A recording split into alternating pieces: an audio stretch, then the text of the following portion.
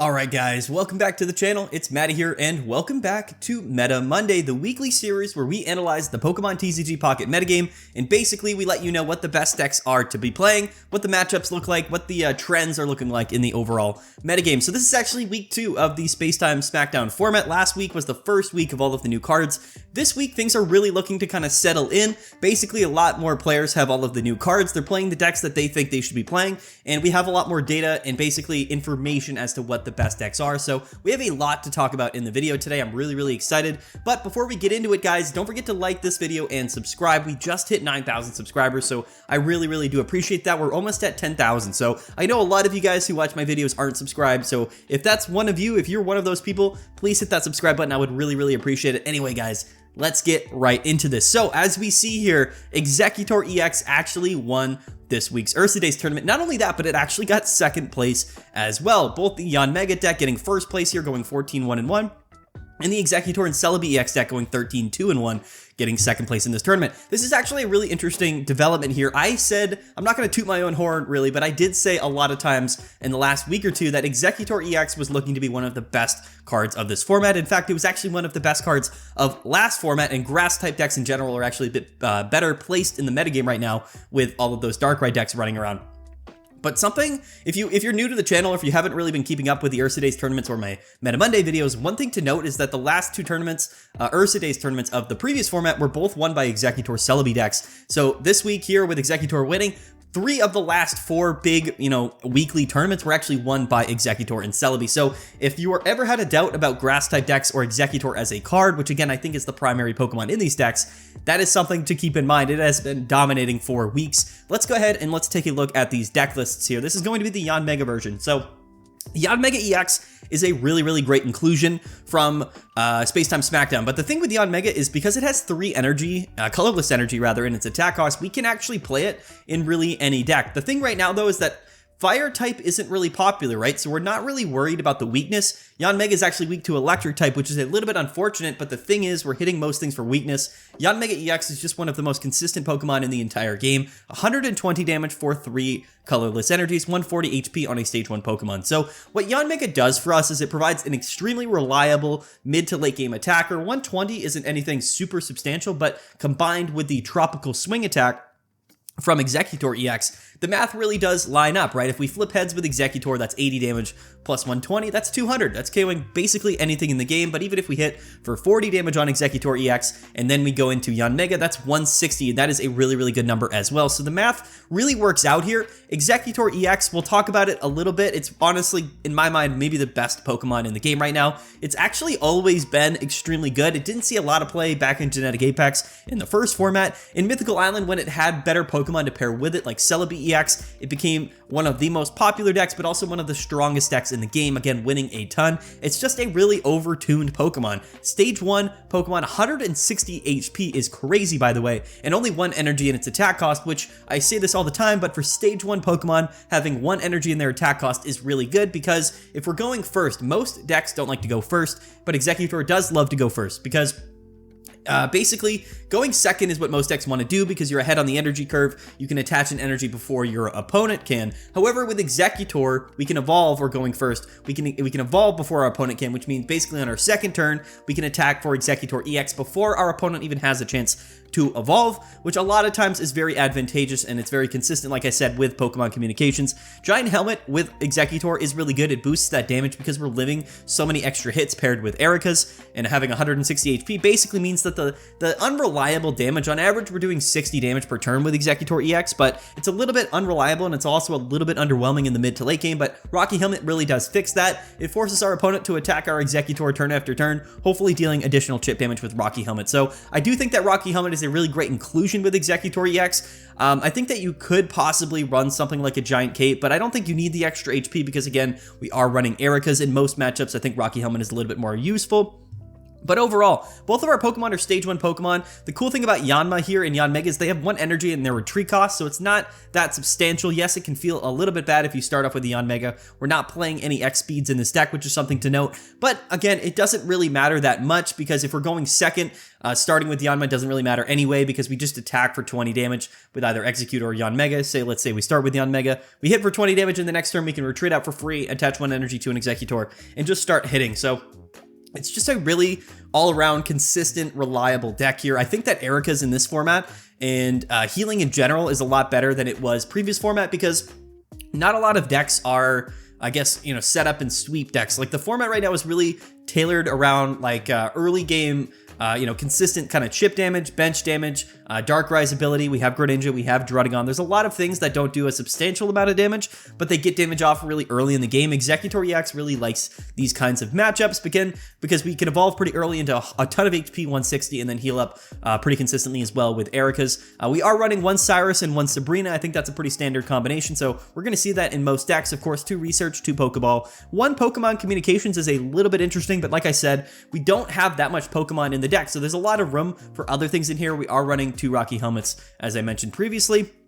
2 basic Pokemon, 2 evolution Pokemon, so Pokemon Communications isn't like the most useful thing in the world. It's pretty likely that we just draw into our Exeggutor or our Yanmega anyway, and then if push comes to shove, we can always just, lead off with Yanma, evolve into Yanmega, and just hopefully attack on our 3rd turn. So it's a really consistent deck. I just think that Exeggutor with Erica's is one of the strongest combinations in the entire game right now, and I think that the metagame and how it's shifted, which we'll take a look at here in a minute, really is putting these grass-type decks, and especially Exeggutor EX decks, in a really good position because people aren't really countering it too significantly. A lot of people are playing Charizard, and Charizard is one of the traditionally best counters to something like Exeggutor EX because, it doesn't do a ton of front-loaded damage, and again, we can kind of just, slowly set up, go into our Charizard, and then sweep our opponent, one-hit KOing these Yanmegas and Exeggutor EXs. But like I said, early damage off with Exeggutor, really annoying with Rocky Helmet, and then in the mid to late game, we can finish off KOs with the Yanmega EX. So it's just a really consistent tempo-based grass-type deck, and like I said, grass much better now, so much Darkrai in the format,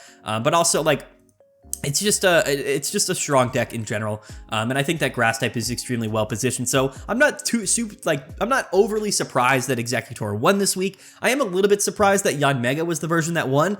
We're gonna take a look at the 2nd place list here, which was Exeggutor and Celebi. This is kind of becoming the 2nd most popular way to play Exeggutor EX. Again, it's very light on the Pokemon count, almost entirely focused around Exeggutor EX, but we're able to run a lot more kind of healing options. Celebi EX as well was good last format even without Jungle Totem, and now I just don't think that Celebi is really needed in that sense, but I really like this version of Exeggutor because we have multiple good leadoff options. If you're going second and you're attaching energies before your opponent, on your 2nd turn we can attack for Powerful Bloom on Celebi and hit for up to 100 damage, on average doing 50 damage on our 2nd turn, and then scaling up from there. So it's actually a really, really good partner with Exeggutor. In scenarios like that, even when your Celebi goes down, it's not a big deal because we can set up Exeggutor in 1 turn. So there are a lot of matchups where basically just leading with Celebi and attaching and attacking until our Celebi eventually does go down is actually one of the best strategies in the entire game right now because we do have Giant Cape, which can increase our HP. We have Erica's and Potions to heal us. It's just a really consistent,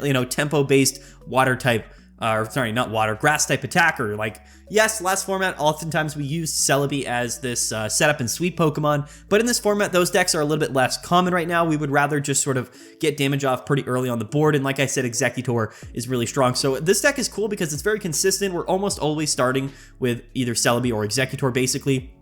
1 Pokemon Communications as well, 2 Pokeballs. We should be able to get into Exeggutor again pretty consistently. There's not that many other Pokemon in our deck, so that's something to keep in mind as well. But I like this deck because we have strong options going first and going second. It's really up in the air what the best, way to play these grass type decks are. Honestly, I don't really think it matters too much because Exeggutor EX really is the main ingredient for these decks. It's just so strong in the current format. And like I said, we don't really have a lot of counters to Exeggutor because there's not a lot of fire type decks that are super relevant right now. Technically, Infernape EX can one-shot Exeggutor EX without a Giant Cape, so that's pretty substantial to keep in mind. But honestly, Infernape's a little bit underwhelming compared to something like a Charizard EX, so I think if these sort of healing-based tempo grass type decks really end up dominating the format, which they kind of did this week. I think what we're really going to have to rely on is a little bit of a boost in maybe some Arcanine tempo-based fire decks, or just people playing Charizard and hopefully, you know, kind of overcoming this heavy sort of grass dominance, at least that we saw here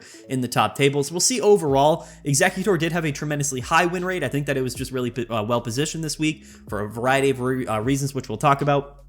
But mostly because different forms of Darkrai decks were becoming more popular. But not only that, the counter to those Darkrai decks were things like Hitmonlee and fighting decks and bench damage decks, which Exeggutor really doesn't mind at all because, again, a lot of HP, a lot of healing. So you kind of got to keep that in mind. The way that the meta has formulated over the last couple weeks has really opened things up for Exeggutor in a really interesting way. Yes, there are some specific counters, but right now I don't really see people really, you know, investing heavy into grass type decks because, again, or into fire decks rather, again, because this might end up like a similar situation. I'm going on a tangent now. This might end up in a similar situation to something that we saw with Mewtwo EX last format, where it was kind of predominantly like the most dominant deck, where it just kind of placed really well week after week all throughout last format with Mew EX, with Mythical Slab, but nobody really played any decks to counter it. That was because there were some strong, you know, hard counter decks to Mewtwo EX, but they weren't necessarily the best options overall for that format because a lot of people were still playing Celebi and Gyarados. So Mewtwo just remained at the top and wasn't very heavily contested. It was really outside of that kind of triangulation in that you know, that sort of that circular pattern that we see amongst top decks sometimes in counter metas. Mewtwo was really on the outside of that last format. We might actually see that pretty significantly here with Exeggutor. It might just be up there, and people might not choose to really counterplay it. They might just decide, hey, you know, it is what it is. We're either going to play Exeggutor or kind of just not really pay attention to it, and hopefully it doesn't dominate. But yeah, I like the Celebi deck with Exeggutor. Like I said, not a lot of Pokemon, which again makes the strategy overall a little bit consistent. Again, we're more reliant on drawing our Pokeballs because we're not, you know, organically drawing into our basic Pokemon that much. We do have extra room, though, for a lot of extra cards, as we see here. 1 Giant Cape, 2 Potions, and 2 Sabrinas on top of 1 Cyrus, which is, again, really, really interesting here. Only 1 Pokemon Communications, but that does kind of make sense considering the fact that we're only running 5 Pokemon in the deck and only 3 different types of Pokemon. So there's not too many scenarios where we would choose the Pokemon Communications, but like I said, sometimes we maybe draw like a second Execute when we want that Exeggutor, so maybe that's the case. But decks like this, like I said, are very consistent in the sense that we can thin out all of those basic Pokemon from our deck pretty easily because we're always going to start with at least 1, and then we can draw into a Pokeball, thin more out from our deck, and then the next time we play Pokemon Communications, we're basically guaranteed to pull that Exeggutor EX out of the deck. I've talked about Pokecom a little bit. It's one of the most influential cards in the game. Even in decks like this that are not running a lot of different Pokemon, it still makes them that much more consistent because, like I said, if we thin those basic Pokemon out of our deck, there's only 3 of them, the odds of us pulling an Exeggutor EX out of our deck is much higher. It just makes finding evolution Pokemon in decks like this much more consistent. But yeah, that's sort of the summary there of grass type decks and you know, Exeggutor decks in general. Let's go ahead and take a look at the standings yet again, because I just want to scroll down a little bit and we'll get an overall grasp. So actually, the best thing to do, I believe, if you want to take a look at all of the decks that were in top 32, is we're just going to filter by playing to win. And this was the top cut bracket. So all of these decks here are the decks that made it into top cut. And as we see, very, very heavily populated by Exeggutor decks here. In fact, what we can actually do, we're jumping around just a little bit, but let's go to the metagame. We're going to go to playing to win here. And as we see, this was the distribution of all of the different type of decks that made it into day 2 into top cut, which was, again, 32 decks. So literally half of the decks here were playing Exeggutor EX and Celebi. We even had 6 people playing Exeggutor EX and Mew EX, and then 2 people playing Exeggutor EX and Yanmega. So if we add this up, it's what, you know, where are we? So 8 plus 16, so that's 24 out of 32 players were playing Exeggutor EX. If you ever, I guess, or if you were kind of trying to decide whether or not Exeggutor was dominant this week, hopefully that lets you know that literally almost all of the decks in top cut, literally 24 out of 32. Is there 32? This looks like more than 32, is it? I don't know how many people were in top cut. I could be wrong about that. Maybe it was asymmetrical, but basically a lot of people in top cut were playing Exeggutor EX and grass type decks. So you got to kind of keep that in mind here. This seems like more than 32, is it not? This is way more than 32 decks. How many people were in top cut? Was it? We'll have to go to, I'm sorry, I need to get this figured out here. 64. Okay, there were 64 decks in top cut. That makes more sense. I was like I was kind of confusing myself to some extent. But that being said, 24 out of 64 24 decks were playing Exeggutor EX, which is absolutely pretty ridiculous if you really think about it. But not even 24, it was actually 30. I don't know. I'm all over the place with the math. I don't know how to math. You guys can flame me in the comments below. We're going to leave it all in the video. I don't know. I'm getting a bit confused with the numbers, but either way, a tremendous amount of people in Top Cut were playing Exeggutor EX. By far the most heavily represented deck in here. Now, if we look at Darkrai, there was 8 people that still made it into Top Cut with Darkrai Magnezone, 5 people with Darkrai Greninja, 3 Darkrai and Weavile. So still a lot of Darkrai in Top Cut. Definitely the second most common inclusion here. There was one Yanmega that was playing Dialga EX. Again, I don't think Dialga is super strong. It does have some representation still. And then Palkia EX really kind of fell off quite a bit, but that's because, like I said, I think that the format right now, very heavily moving towards a Magnezone based format. That's really the core of all of this. Like, let's quickly again diverge a little bit, and we'll take a look at the overall metagame as we see here. Most of the people in this tournament were playing Darkrai and Magnezone, but if we take a look at the other Magnezone decks, so right here, 223 people playing Darkrai Magnezone. It was the deck that did the best last week, so it kind of makes sense that it would be the most played deck this week. It still had a pretty decent win rate, but a massive drop-off at least, down to 51%, where it was like 57% last week. But if we go down here, the 5th most played deck was Magnezone and Hitmonlee, which is kind of the anti-meta version of a Magnezone deck that's played pretty specifically to counter the Darkrai version.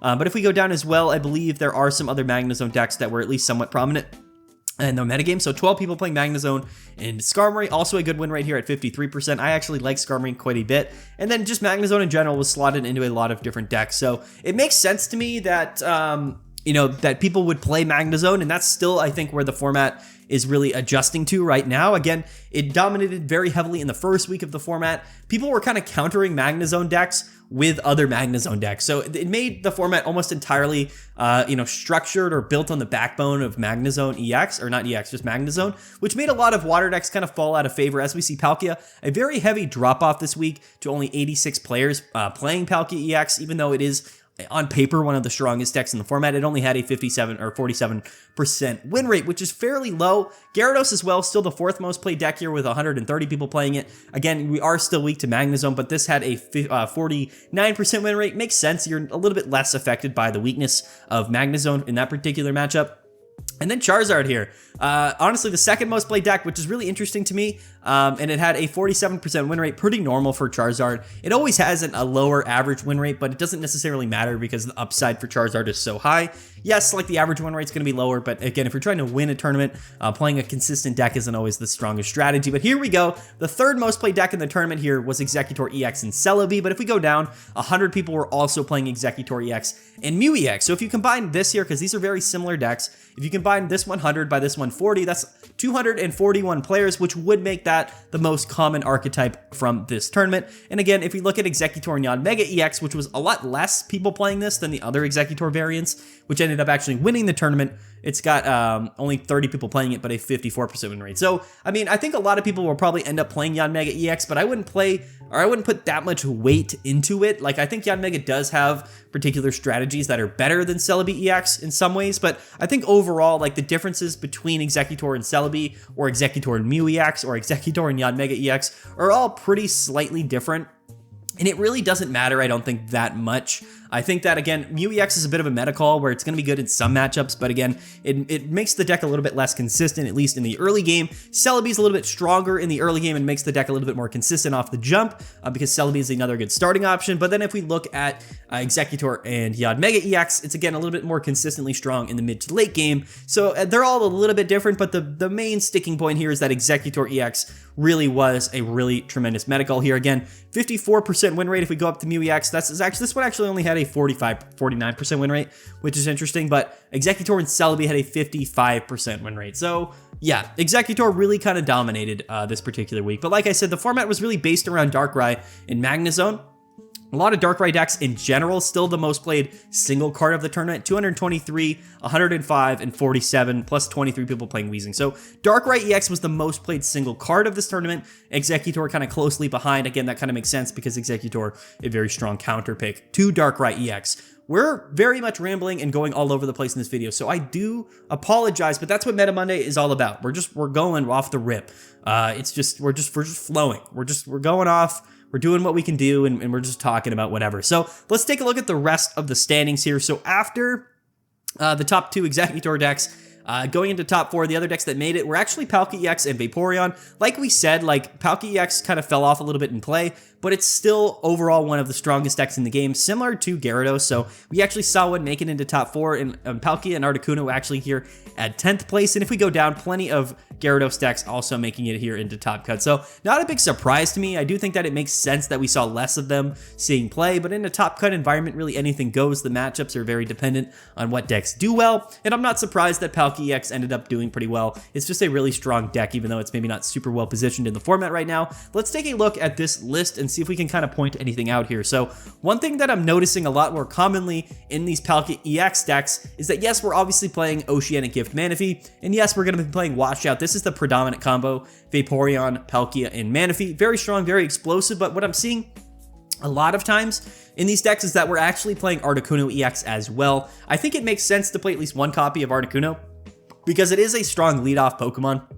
And it's just very versatile in a lot of different ways. Like, there are scenarios where being able to attack over and over again for 80 damage doing Blizzard is actually a little bit more substantial than maybe attacking once with Dimensional Storm. So it's just a secondary option. Also, a lot of times, like, we have the bench space for Articuno, so we kind of have to, you know, just play it in because, you know, why not? Like, we have the space for it. But on top of that, this is a Misty's deck, so why not play a card that can just Blizzard on turn 1 if you do end up getting lucky with Misty, or on turn 2 as well, because we can manually attach. So I think Articuno is just in general a really strong card. It has been buffed pretty considerably with Cyrus, which again, this deck does play Cyrus.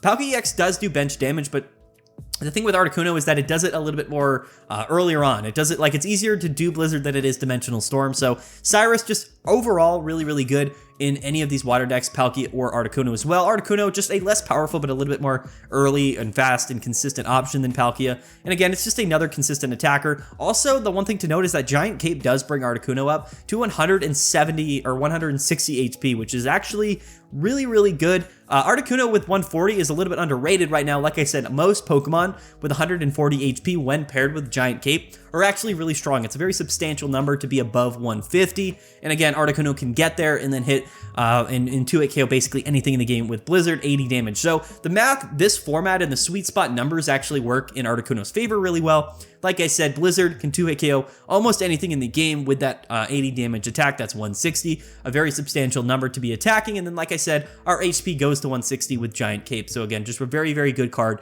And like I said, very early potential. We can pop off. We can turn 1 Blizzard with Misty's. Just a good card. It makes sense to me. It makes the decks a little bit flow. Like, it makes them flow a little bit more consistently. That's just my opinion. Not much else really to say here. We are playing 2 copies of Leaf. That, of course, is if we start with Articuno or Palkia. So, again, if you're playing Articuno, I think playing Leaf is probably a smart decision.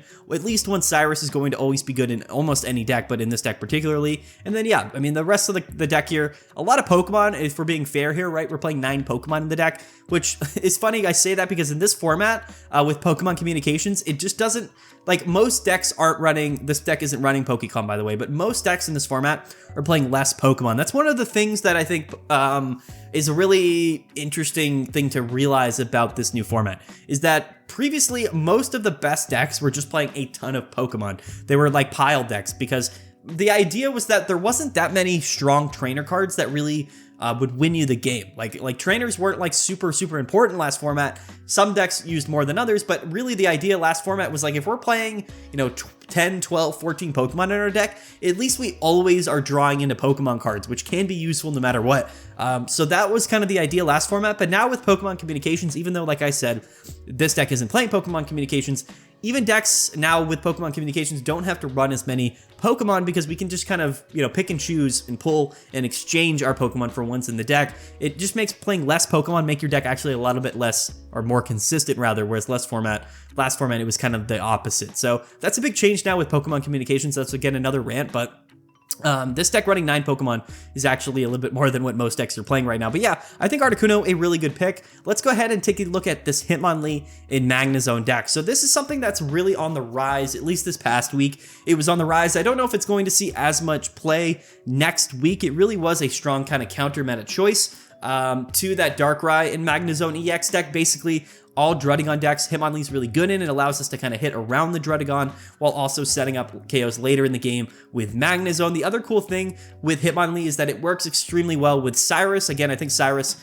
really buffing Hitmonlee decks tremendously. Cyrus has a really strong grip on this format. I think that it's really the strongest alternate win condition in the game right now, whereas last format and in previous formats, we had Sabrina exclusively, and it wasn't nearly as good of a card.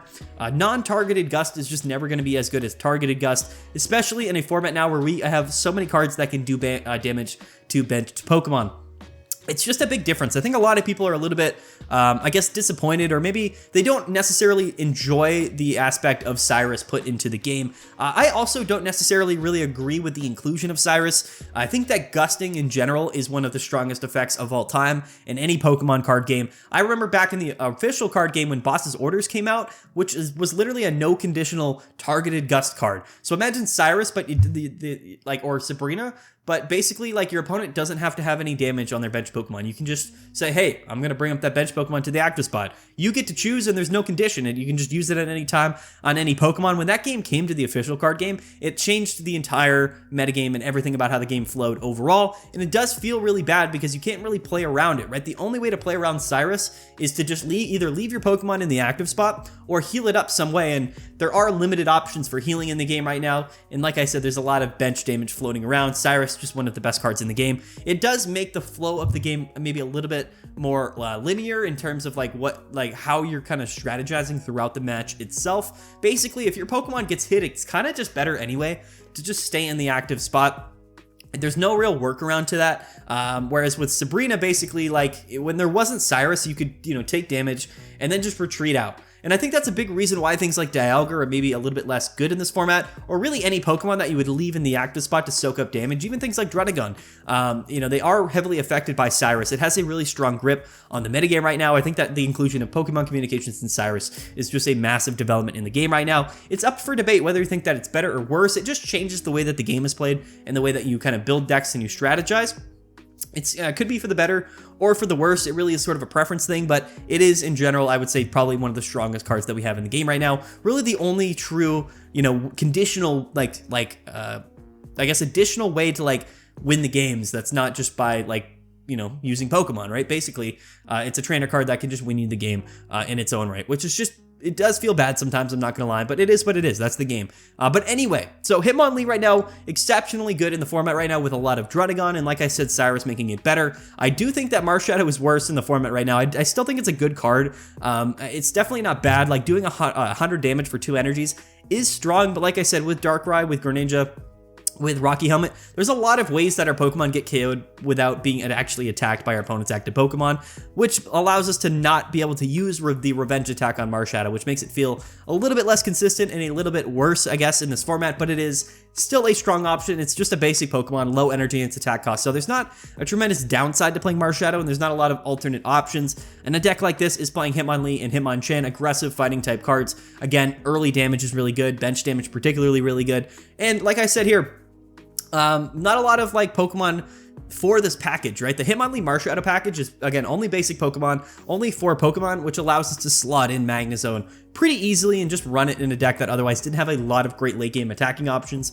The cool thing about Magnezone is that we don't have to commit any energies to it. It sets itself up, so it's just a really good inclusion. And water decks becoming a little bit less popular, but Magnezone doesn't necessarily... It's not reliant on water decks being in the format. I think that was a big reason why Magnezone was good, especially in the first week of competition. But as we see now that the format has shifted a little bit more away from those water-based decks to now maybe towards grass-type decks that have healing, doing 110 damage is good, but it's not as good as it otherwise was. And I believe that that's a big reason why the win rate for this deck, if we take a look, if we go back to the metagame, the win rate for this Magnezone Hitmonlee deck was at about 51%, which isn't bad, but for an anti-meta deck against the most popular deck in the format right now, you would think that we would have a higher win rate. In fact, we could just go ahead and we'll quickly just diverge real quick, and we'll take a look at the matchups for this deck list here. And as we see, 62.5% win rate against Darkrai in Magnezone, and again, very high win rate as well with Hitmonlee's and Magnezone against Charizard, which is a setup deck, so we can kind of divert that. But here's the thing, 18% win rate against Exeggutor EX, 17% against Exeggutor and Mew, and if we go down, a 26% win rate right here, 27% win rate against Exeggutor and Yanmega, even though it's a small sample size. So I think that's sort of the big thing. And yes, of course, a very good win rate against Gyarados. So this was a very, like, interesting anti-meta choice that I think developed over the last week. But like I said, the other big factor in the format right now being these Exeggutor grass type decks kind of wall this strategy. So we're seeing a really interesting, kind of a triangulation, but not really, where basically, like, there's anti-meta picks like Darkrai and Magnezone, still exceptionally strong, probably one of the strongest decks in the game right now. Strong decks are seeing kind of counterplay. The cool thing about Hitmonlee and Magnezone is that you're not only good against Darkrai, but you're good against Gyarados EX, but the thing is you're almost instantly losing against Exeggutor, which is going to be probably the most played deck of next week's tournament yet again, because it won this week's tournament, which means we're going to have to formulate some sort of a counterplay to Exeggutor EX next week. But I think that's probably going to make this Magnezone deck really kind of, the Hitmonlee version at least, really fall out of favor for next week's play. I just don't think that, like, yes, we're good against particular matchups, but I don't think people are going to be investing heavily in Gyarados EX or Darkrai and Magnezone as much as they did this week. There's going to be more grass-type decks, which, again, is going to just change the meta a lot. So this is a really strong anti-meta deck, and I think that it's a good deck overall, but it has very volatile matchups, and like I said, very bad matchups against the Exeggutor deck. So I don't necessarily see it really dominating next week, although I could be wrong about that. But with Exeggutor really probably kind of taking the reins here in the next coming weeks, it kind of makes sense that we're going to maybe see more Charizard, or just in general, other decks that have better matchups against Exeggutor EX. So we're going to kind of keep that in mind. I think Gyarados actually has a pretty good Exeggutor matchup. We'll check it in a little bit, but yeah, anyway. Okay, so let's quickly take a look at the Darkrai and Magnezone deck, which is, this version here is actually the same version of the one that won last week. Instead of playing 2 Druddigon, we're playing 1 Kangaskhan. Again, very, very similar here, but overall, Darkrai and Magnezone pair together very well. And like I said, we need some sort of a frontline Pokemon that is good in any kind of way that you look at it. Druddigon, very, very good. Kangaskhan, also good. I think I also was slotting, like, when Space Time Smackdown came out, I slotted Kangaskhan into a lot of decks because in my mind, I thought that it was good, not only in Darkrai, but in just other decks as well. Even in Palkia decks, it could be good. So, I don't know. I thought Kangaskhan would see play. It really got overshadowed last format for a variety of different reasons. I think that people were like, you know what, Druddigon is here, and Druddigon's really good, and it is good. But like I said, Hitmonlee decks are running around pretty rampant. Zebstrika does still exist. There's a lot of bench damage as well. Sabrina's still a card that sees play, so why not play a card that also has a lot of HP but can do consistent damage proactively to the active Pokemon? So I think the combo of Druddigon and Kangaskhan is a little bit underrated, and it's actually back-to-back weeks that the highest placing Darkrai EX and Magnezone deck is playing Kangaskhan. So I think Kangaskhan is actually a pretty underrated Pokemon, in my opinion. There's also a lot of Pokemon, at least in the game, that aren't doing a lot of damage, like I said. So I think Kangaskhan is just a strong pick, 100 HP, and it's a little bit RNG based, but it can kind of pop off. Let's take a look at this version, which is actually completely bypassing the Druddigon and just playing 2 Kangaskhan. So we're kind of seeing an observation here, in my opinion, and that's that Druddigon itself is less good into a format. At least this week's format is because, like I said, a lot of people were kind of countering the Druddigon aspect that was really dominating the format by playing things like Hitmonlee and playing extra Sabrinas and things like that. So Kangaskhan just ends up being a little bit better, in my opinion, at least as the format is right now. If less people play Hitmonlee next week, then Druddigon might end up being good again. But I think most of the time just proactively doing damage early in the game is just better because we have Cyrus. So we would rather not rely on our opponent attacking us, and we would probably rather rely on doing damage so that we can at least make sure that Cyrus becomes a little bit more relevant later in the game. And yeah, I mean, I think with the backline extra damage from attaching to Darkrai EX as well, kind of makes Kangaskhan a little bit better than it otherwise was. So I really do like the Kangaskhan Darkrai combination. I think that's at least one thing to take away from this development of Magnezone and Darkrai EX, which again, people were thinking was a little bit stale or kind of a boring aspect of the format. But as we see, it's actually changing as time goes on. Kangaskhan actually being kind of a better inclusion for these decks. And the other thing, again, you got to keep in mind is that Hitmonlee's running around. So a hard counter to Darkrai Magnezone is Hitmonlee. A lot of people were playing Hitmonlee decks this week, so it kind of makes sense that we would play something that can at least attack the active Hitmonlee instead of just sitting there and allowing your bench Pokemon to get hit, which is what Druddigon does. So I think both of them are pretty similar, but at least in the format as it was this week, I think that Kangaskhan was a better choice. I think they're both good. We'll kind of just have to see how the format, plays out. But here at 6th place, or 7th rather, we have a Weavile deck. So here's something that I really do enjoy. It's one of my favorite decks of this format. I think that combo-based dark decks are really fun. I think that Dawn and, Weavile and Darkrai is really cool, allowing us to KO Pokemon that we otherwise wouldn't be able to early in the game. I think it's just a really strong strategy, but Spiritomb and Cyrus has always been, again, a really good pairing for this deck as well. Being able to just kind of pop off a Spiritomb, which has good synergy with Weavile EX's Scratching Nails, as well as Cyrus EX in the late game doing, being able to bring up any of our opponent's Pokemon is just strong, but also, guaranteeing that no matter what we're attacking, we're going to be able to attack here with Scratching Nails. The problem with this deck is that, again, it's almost entirely hard countered by those Exeggutor Grass-type decks, and that can feel bad. It definitely does feel bad, especially like if that next week becomes probably the most played deck, or at least one of the most played decks. I mean, this week it was. Exeggutor was the most played card, I believe. Or one of them, if not Darkrai was. But either way, basically, that's the only downside with this deck. I mean, I think that we've took a look at, in our previous video, we took a look at the average win rates of all of the decks in the format right now, over the last couple weeks in total as a sample size, and Weavile and Darkrai actually had about a 53% win rate. So people think that it's struggling because it's not as good maybe as Magnezone or some other ways to play Darkrai EX, but the average win rate for Weavile is pretty substantial. It's better than you would think it is. I think that it's a very, very good deck. Like I said, it's just not a really anti-meta pick because most people are building their decks to counter, or at least catering their decks to counter other strong decks to some degree. That was, again, why we saw people playing Magnezone and Darkrai, because Palkia was super popular this week. Maybe there's a Fire-type card that we can pair with Darkrai. I mean, I don't know. We'll have to take a look into it, but basically, the cool thing about Darkrai is it is flexible. There's a lot of different ways to play it, but the downside to this deck is that we're not countering like any Psychic-type decks, right?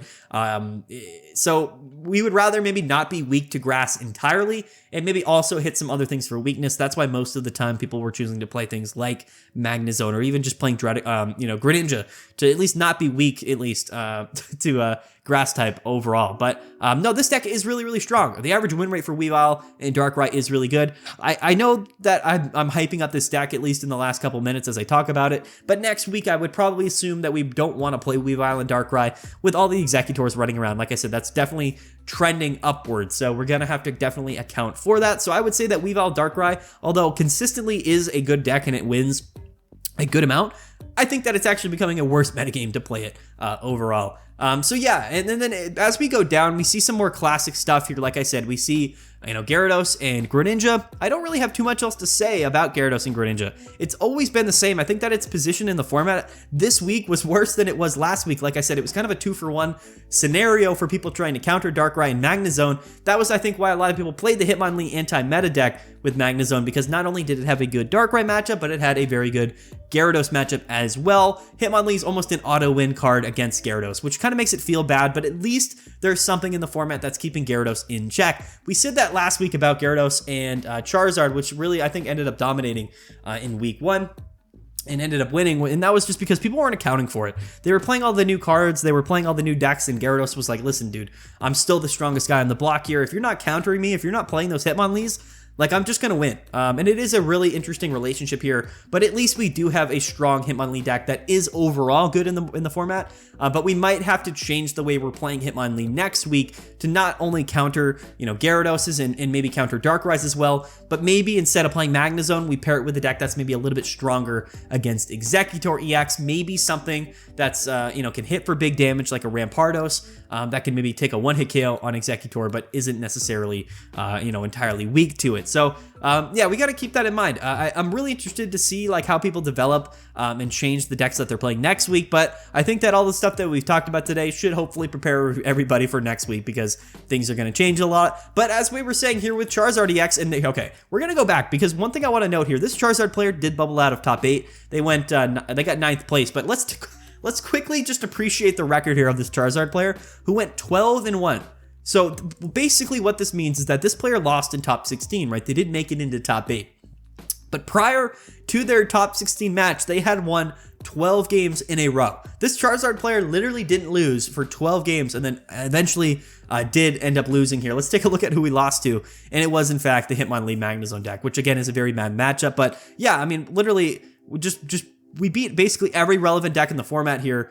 all the way up until top 16, and then we ended up losing. But yeah, a 12-game win streak for Charizard, and it actually was in first place at the end of day 1.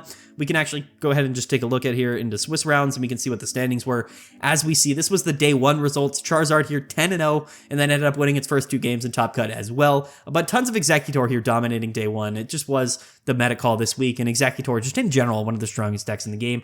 But yeah, interesting that Charizard ended up beating Exeggutor in Mew EX, which stinks because Mew should be kind of the direct counter to Charizard. But either way, that's Charizard for you. Only a 46% win rate of this tournament. It ended up, one at least Charizard player ended up just absolutely dominating, as they always do. And I say it all the time, Charizard not the most consistent deck in the world. It's not going to be, have the highest average win rate, but there are going to be 1 or 2 of those Charizard players that just absolutely dominate across the board here.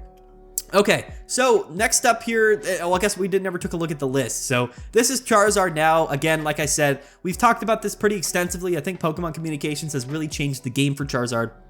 And Potion as well is actually really, really good. This is a personal experience of mine. I lost to a Charizard the other day because I was playing, I believe, Skarmory and Magnezone. I don't know. I was playing a matchup basically where Charizard was left with 130 HP, and next turn I was going to be able to just win the game by KOing Charizard with Magnezone, right? Because I was hitting for 130, or I was going to be hitting it for 110.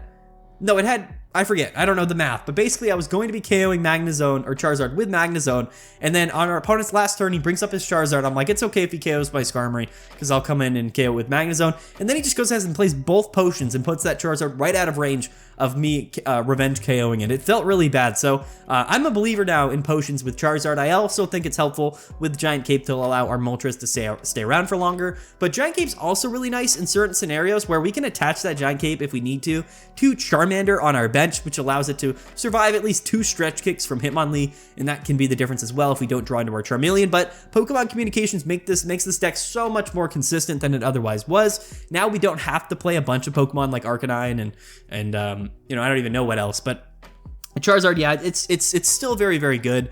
I know, like, the average win rate, people are going to look at win rates for decks, and that's how they're going to determine, what they're going to play. And I think that's fine in some ways, but like I said, the most consistent decks aren't always the strongest decks, and we got to keep that in mind. If you're trying to win tournaments, you want to play something with at least a high enough upside, which, Exeggutor does have a decent high upside, but not nearly as high as other decks. The thing is, it was a good meta call, and it does have good matchups in the format. But either way, I think Charizard really, really strong. This Palkia deck is actually categorized as Articuno and Palkia. Yeah, okay. This is a totally different scenario here. This is going to be an Articuno 18 trainer deck here. And I actually really think this is good. I think that this deck is a lot better than people give it credit for. I think that all of the 18 trainer decks are actually a lot better than they otherwise were in previous formats, and a big reason for that is we have more trainers that are better. Like, we have Cyrus, we have Giant Cape, we have Rocky Helmet, just a lot of new inclusions, even Mars thrown in here, a lot of new inclusions that are just better than they were last format, which makes these 18 trainer decks, although always been a little bit corny, now they're better than they ever were before, which is, in my mind, a little bit unfortunate because I think this strategy is tough. Like, it does feel bad when, your opponent just pops off with Misty's turn 1, and there's nothing you can do because they're just absolutely hitting into you from early on. Palkia as well. So, I mean, it's one of those things. It's just one of those things, and it does kind of feel bad here. Let's go back and let's talk. I'm not going to spend too much time talking about it, but can we go back and take a look at, was there any Pachirisu that did fairly well, like any 18 trainer Pachirisus? No, there was a Gyarados here at 67th place, went 8-2. We'll save that for our sort of off-meta approach video or off-meta report video, but okay. So next up, we're gonna take a look here, and then we're gonna move away from the deck lists in a little bit. But here is Skarmory with Magnezone, and this is a deck that I love so much. It's one of my favorite decks to play. Yes, it's a very linear playstyle, but I think Skarmory is massively underrated. I think that it could do really well in this format if the meta really prevails for it. I think that Magnezone is a great partner for Skarmory. Like I said, there's not a lot of great metal type Pokemon, and we have to play metal energies in this deck. Technically, what you could do is play this with, maybe a Yanmega EX or something like that, but the thing with Skarmory is that 50 damage on your first turn going second, or just on your second turn going first, and every turn from there is one of the best aggro strategies in the entire game.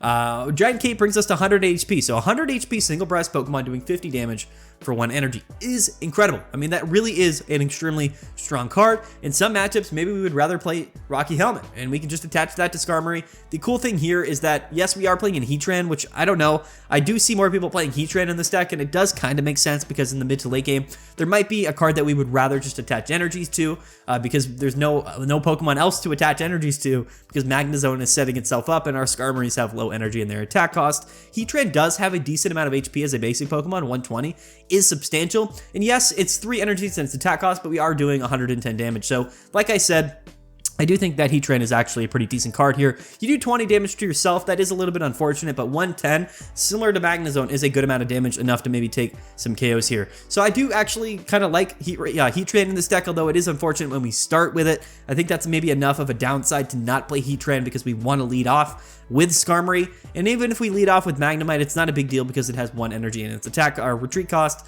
Heatran has like 3. So yeah, I mean, I think Heatran is good, but it makes the deck a little bit less consistent in the early game. But yeah, Skarmory and Magnezone go together very, very well. I think that the format right now isn't maybe as kind to a deck like this as it otherwise would be because these sort of aggro, low damage but fast-paced decks struggle a lot of times against things like Exeggutor and Erica's. So yeah, I don't know if right now is maybe the best time, or maybe this coming week is going to be the best time to play Skarmory decks or any really aggro decks for that matter. But you know, it is what it is because, and this is something that we see oftentimes. So that's why I really like the sort of inclusion, or I guess the increase of this sort of tempo grass Exeggutor decks in the format right now is because traditionally aggro decks struggle against tempo decks, but tempo struggles against setup decks, and then setup decks struggle against aggro decks. And that's really what we're kind of seeing here in a lot of different ways. And there's actually a good amount of nuance, I think, in this format, which I really, really like. The other kind of sleeper here that didn't actually place into top 8, but in my mind is still one of the best decks in the game right now, is Darkrai and Greninja. And again, what we're seeing here is less Druddigon and more Kangaskhan. And I do like this. Like I said, a little bit more proactive here in early game damage. I think that Kangaskhan is underrated. And like I said, retreating out of the active doesn't matter anymore, right? So basically, like, we can just lead off with Kangaskhan, and yes, we have a retreat cost of 3, but we have a lot of HP and we can do early damage, so it doesn't matter. If Kangaskhan is in the active spot, he's going to stay there until he dies, so that's, or gets knocked out rather. So I think that Kangaskhan is actually a really good card in the format right now. People, like I said, with the rise of all of these bench damage Pokemon or Druddigons playing around, it makes sense rather to just play something that can proactively hit your opponent's active Pokemon and not really be your opponent be relying on attacking your Druddigon. So they both have 100 HP, and like I said, it's just a little bit more damage output, a little bit faster, aggressive pace with Kangaskhan. So I really like it, and I'm really happy that Kangaskhan is seeing more play. But yeah, the Greninja variant of Darkrai has always been really, really good. So that's it. I guess we can go down here and let's take a look at some decks that did make top cut, but didn't really make it that far, and this is going to be Rampardos. Rampardos actually got top 4 of last week's tournament, and I do think that fighting decks in general are good, as we saw Magnezone did do well. It got 3rd place in this tournament with Hitmonlee. So Hitmonlee decks in general are good, but this is less of a Hitmonlee focused deck and just more of a sort of mid-range fighting deck, with Rampardos being really strong in the late game. And yes, we do have some strong leadoff options with Hitmonlee and Hitmonchan. A little bit less consistent in its early game setup, but we do potentially have those options. So like I said, I don't know. We'll have to see. This, again, a little bit of a pile deck, a lot of different Pokemon being played here. I don't know how I feel about it in contrast to maybe some of the other fighting decks, but like I said, we need to probably play things that do a little bit more front-loaded or late-game damage because Exeggutor is becoming a little bit more common, at least in the format right now. So I do like it. I'm not going to, again, spend too much time talking about Rampardos because we did talk about it last week. And then here we go. We have Dialga and Yanmega EX. Again, we've talked extensively about this whole setup here. I do think this is the best way to play Dialga, at least at the moment, but the way that the format is wrapping up right now, it's just not a great format for a deck that's sort of built like this. Yes, Yanmega is a grass type card, and yes, it is going to be really strong against those Darkrai decks, but those are going to be falling out of favor a little bit, and nothing in this deck is going to be exceptionally strong against Exeggutor EX, so we kind of have to keep that in mind as well. I don't necessarily know how much I love Dialga in this format, but it could be better. Like if Darkrai sees, or I guess, yeah, I don't know. It's tough to say. I don't necessarily know where Dialga's position is now. It's becoming a little bit less clear to me why we would be playing Dialga as it was early in the format. So a little bit unfortunate for Dialga. But okay, so that's it for the deck lists here. I know that there's a lot of other decks that we could take a look at. There is a Garchomp here at 67th place. But a lot of decks here. Skarmory Bastiodon as well, making it in here. I guess we'll quickly take a look at Skarmory Bastiodon. One of my favorite decks as well. I've talked a lot about this deck, but again, Skarmory just so good, and I love the fact that because we're playing a fossil Pokemon with Skarmory is that we're guaranteed to lead off with it, and I think that super consistent in the early game. But again, a deck like this, I guess not terrible against Exeggutor, because Bastiodon can live for a very long time against Exeggutor, but Celebi EX should be able to handle Bastiodon pretty effectively. So, you know, I don't know. I don't think that I don't think we still have a great Exeggutor matchup, and Metal type in general is just a little bit quirky, at least in the format right now, even though I do think Skarmory is very good. But yeah, I'm not going to spend too much time. As we'll go on, like, we'll take a look in, you know, Wednesday's video. We'll take a look at all of these decks, like maybe this Gallade deck and other things that aren't like super metagame, but ended up doing well, like this Venusaur here that went 7-3. There's a lot of different decks that we can take a look at that are really interesting. But for the meta report video, we're kind of talking about the metagame, right? And what the best decks are and what the best sort of strategies are and how things are kind of evolving at the sort of the top of the competitive aspect of Pokemon Pocket. So we're not going to take a look at those decks today, but tune in for Wednesday where we probably are going to go ahead and take a look at those types of decks. But lastly, what we're going to do is now we're going to dive into like the metagame tab, and we're going to talk about this a little bit, and we're going to talk about the trends, and we're going to go ahead and wrap up this video by kind of talking about what I think things are going to shift like and what things are going to look like here. So Darkrai EX and Magnezone, a pretty low win rate this week compared to last week, still pretty respectable at 51%. But I do think less people next week are going to play this deck because, again, it didn't place exceptionally well in this tournament, and the win rate has gone down. And since Exeggutor EX did win and did do really well, both the Yanmega variant and the Celebi EX variant, and even Mew EX, all of these Exeggutor decks are going to see more play. I do think that the Celebi version is going to be by far probably the most played decks next week. So I do think that's going to drop people off from Darkrai decks in general. If people are playing Darkrai, I would expect them to maybe move off Magnezone, maybe invest a little bit more in Darkrai EX and Greninja, or maybe even Weezing, because Weezing is not weak to grass. So that can be a pretty substantial factor as well. But either way, I think Darkrai is going to go down a little bit, which I think overall is good for the format. But again, we have to counterplay Exeggutor, because this week as the third most played deck, it had a 55% win rate. Very dominant approach here, but again, let's look at Darkrai EX and Greninja here at a 56% win rate, because this is a standout deck here. I put this in my S tier of my tier list last week because it is really strong. No, it didn't have like a top, you know, 2 or top 3 placement this week, but the win rate, again, highest among all of the other top decks. Oop, where are we? Highest amongst all of the other top decks, and only 105 people playing it. So this is one of the more underrated strategies here, in my opinion. So I do think that if you're going to play Darkrai next week or in upcoming weeks, I would probably move away from Magnezone, because again, less people are going to be playing water decks. I would kind of choose to maybe play this version with Greninja overall, because I think it's better in most different scenarios, especially with that Kangaskhan variant. I really like that combination. But as well as, we're taking a look at here, Magnezone and Hitmonlee, which we took a look at the matchups here for Magnezone and Hitmonlee earlier, and its win rates, very volatile here. A very significant investment into countering things like Gyarados and Greninja, as well as Darkrai and Magnezone. So I think that maybe less people will play this deck. It did have a pretty respectable win rate this week, but like I said, countered very heavily by Exeggutor decks and all of these grass healing decks, which makes me feel like it's probably not going to be a great choice next week. So I would advise to maybe move away from it. But it's a little bit scary because more people playing Exeggutor means less people play Hitmonlee, which means more people will probably play Gyarados or do well with Gyarados. So we kind of have to keep Gyarados in check as well. So if you're going to play Hitmonlee, I would maybe just play it a little bit differently, maybe in a deck that's a little bit stronger against things like Exeggutor EX. That's just my personal opinion. Palkia EX going down and down as the weeks go on.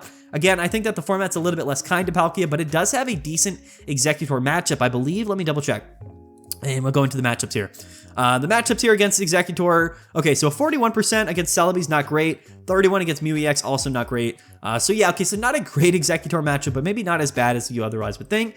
So yeah, I think all of the signs are pointing to water decks in general, but also Palkia decks kind of falling out of favor. Like I said, I think that Exeggutor is just very dominant in the format right now, especially the Celebi EX deck. So we're going to have to counterplay this, which is why Charizard EX here I think will probably remain as either the second or third most played deck in next week's tournament, which will hopefully keep some Exeggutors in check, although it didn't really do that much this week.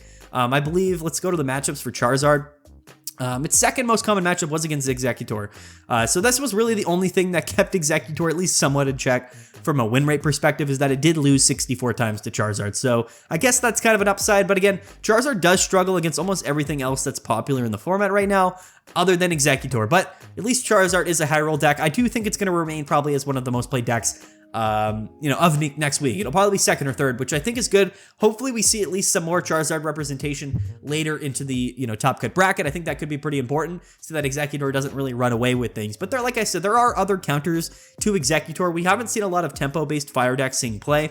There is Infernape, but maybe Arcanine could kind of swoop in here. I think it does have a pretty decent, maybe spot in the metagame, at least as it is right now. But like I said, maybe some people play Hitmonlee in different ways that can play against Exeggutor a little bit more effectively. But if we take a look here, what's our Gyarados matchup look like for Exeggutor EX? Is it pretty low or is it really good?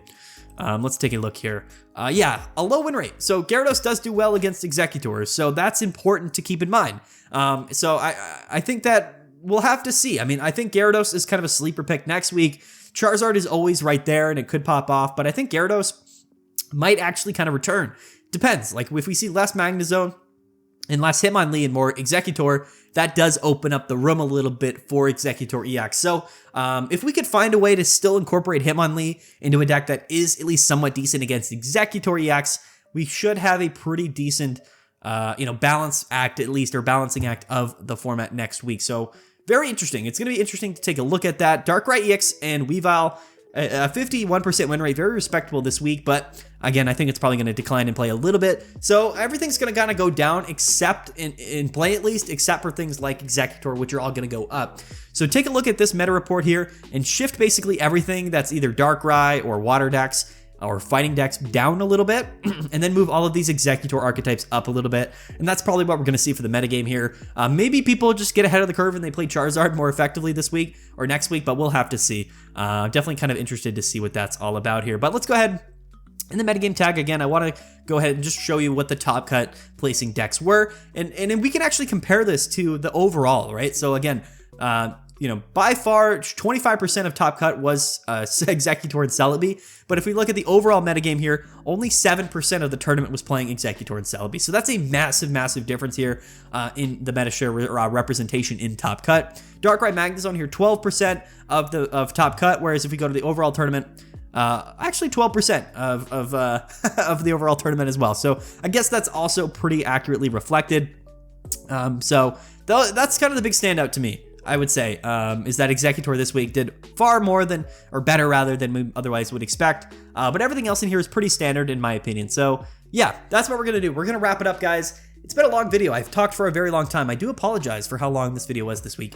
But either way, thank you guys so much for watching. Stay tuned because tomorrow we're going to be doing our meta tier list, our updated meta tier list. I think it's going to look a lot differently than it did in the first week of competition, like I said, because things are changing so rapidly. I know some people get a little bit curious as to why we do tier lists like weekly or why we do meta reports weekly, but things change a lot, and it's really interesting to me at least, and I think to maybe some of you guys as well, how the deck lists change and how the matchups change, and how people are choosing to play the decks that they're playing. And like I said, even if you're playing not in online tournaments, or if you're playing in tournaments other than the Ursa Days tournament, or maybe you're just playing on online random matches trying to do your emblem events, it's always good to have the understanding of what the best decks are and what the best matchups are, and really what cards and what decks you should be playing. So stay tuned because tomorrow we're going to be doing our meta tier list, our updated meta tier list. So yeah, guys, anyway, we're going to get out of here. Sorry for the long video. It's been a while since we did one of these, but these early metagame meta report videos are very fun for me and they're very interesting. So that's kind of why I talk so much in these particular videos. But yeah, anyway, guys, peace out. Have a good one. We'll see you guys next time. Like and subscribe, please. We're almost at 10K. And yeah, we'll see you guys next time. Bye.